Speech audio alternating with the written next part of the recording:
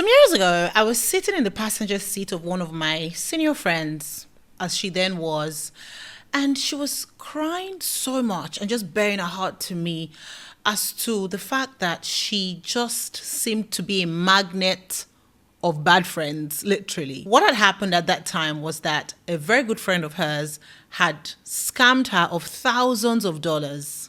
Unfortunately, they did not have a written agreement. So when she found out that she had been scammed and she went to meet this girl or this woman at the time, the woman actually began to abuse her, and it became a very dirty, ugly sight. You get the picture?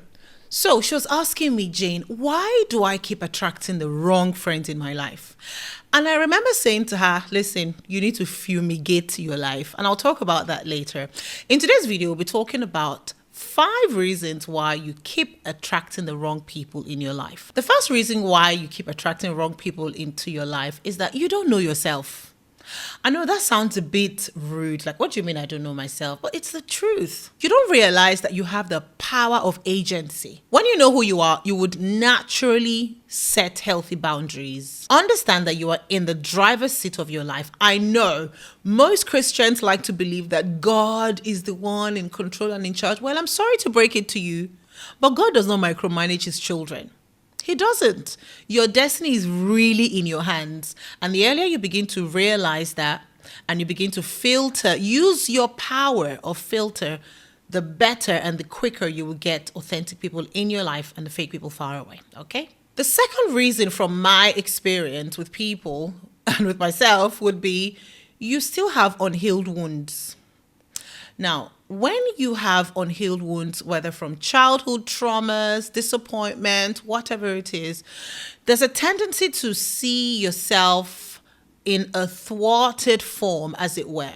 So your image of yourself is thwarted even to yourself. And because you see yourself through the lens of your wounds, you would naturally attract predators. We spoke about this in the video, I think the one we talked about how to be a good friend. Now, if you know that you had such a traumatic childhood, traumatic relationships, and you haven't completely healed from it, chances are every other person or most of the people that have come into your life after that experience was most likely a predator or a user.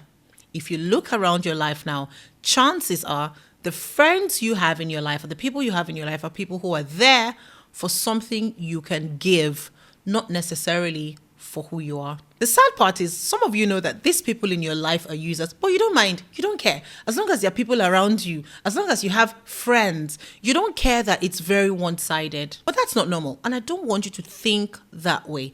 There is a higher way.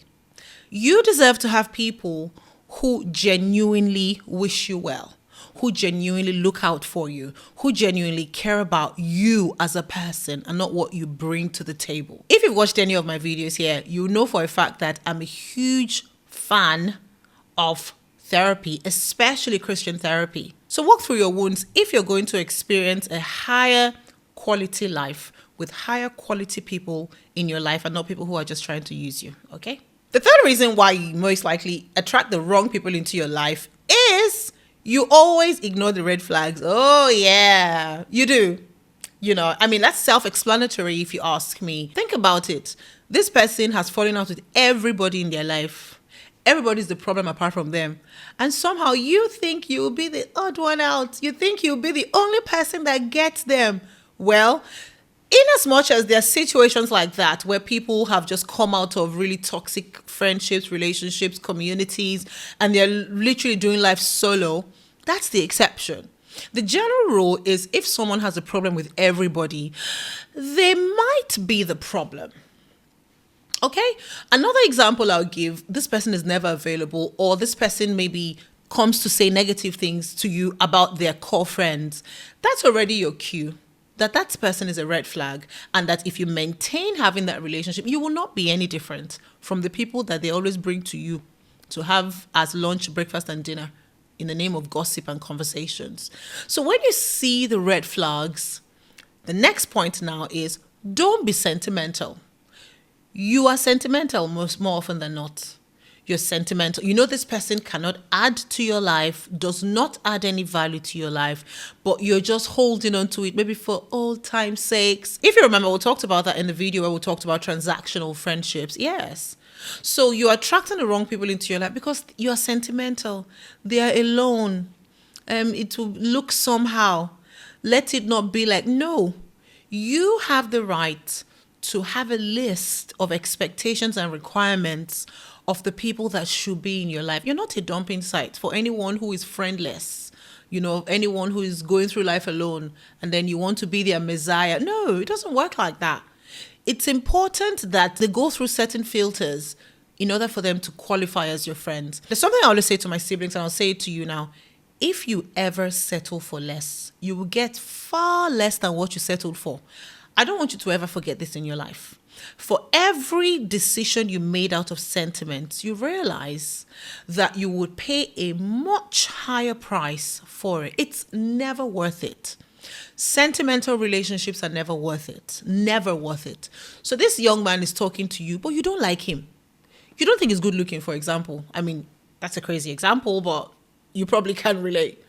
But you don't want to look like you're vain, especially those of you Christian sisters watching me, right? You don't want to look vain. You don't want to look like you're going after material things. It doesn't look the part. And then you sentimentally agree. And then you realize that that person is of a much lower worldview than you. Real, right? Has come from a different world where they have different understandings of humility, where you have to shrink, bend over backwards and things like that. Then you realize, wait a minute, I'm actually getting less than what I settled for. Listen, guys, if you settle for less, you will get far less than what you settled for, okay? So don't be sentimental. Come out of it. It might be awkward. Scratch that. It will be awkward in the beginning days of your accepting the reality that everybody knows what they're doing, and it's important that the people of your life meet certain metrics. You would feel a bit odd because your body and your mind is used to being sentimental and having no boundaries. But you need to remind yourself when you begin to feel some kind of way that this is good for me. Okay? So away with the sentimentality. Now, one final reason, and I've left this for the last because it is very, very important. One final reason I would give as to the reason why many people attract the wrong people into their lives is you're probably in a season, or you probably were in a season of life where you were not true to yourself. You were probably going through a rough patch. You were probably going through a difficult time, maybe financially, emotionally, relationally, with your family. And one thing I need you to know is when you are going through certain seasons of your life, more often than not, there's a tendency to attract people that are only good for that season of your life.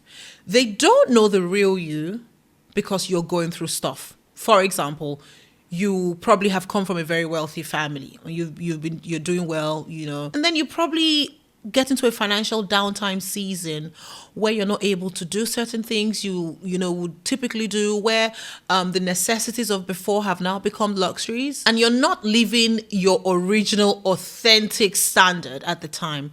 More often than not, you would attract people in your life who are in that other temporary financial bracket you were in. Now, when things change, more often than not, those people will not be able to meet up. Now, am I saying only make friends based on social class or financial class? No, of course not. What I'm trying to say is when things change, they probably most likely will not be able to fit into that worldview, the new worldview, which is really not new to you. It's just who you used to be. And then, you have changed and all of that, right? So pay attention to the seasons of your life and pay attention to the quality of people, even if you're in a downtime.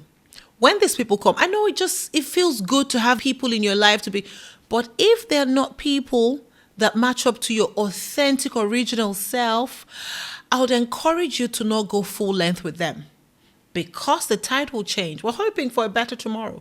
The tide will change. You would go back to who you used to be. Things will get better for you. And you don't want to be in a situation where you have to now begin to bend over backwards in relationships. You can't bend over backwards permanently. Think about it. It's only temporary. Most of the decisions you make when you're not being true to yourself are typically bad decisions. Another prime example most people will be able to relate with is loneliness. There's that tendency to want to accept that one person that seems to be available, even if you know they don't match up to the metrics of your true authentic self. But because you're lonely, you want company. There's that tendency to put the bar in the gutters, really, and accept people that you know have no business in your life. And then when healing happens, when your reality, you begin to awaken to your reality, then they become a thorn in your flesh. You're no longer comfortable with the relationship, but you have to make excuses because you let them in the first place. A rough season doesn't equate to a rough life. A bad season doesn't equate to a bad life. Don't make permanent decisions in your temporary seasons. When you do that, you're going to be attracting people that have no business in your life. And there you have it, 5 reasons why you keep attracting the wrong people. I'd encourage you to look introspectively in your life and ask yourself, what are the things I need to adjust on? Amen. If you have any questions, as usual, feel free to shoot me an email. And don't forget to follow us on our platforms. I've never said that before, actually. Please follow us on our platforms, Jane on Purpose, everywhere. And until next time, stay safe. Don't forget that you are with God and you are the majority no matter what. Okay? Have a fantastic rest of the day. Toodles.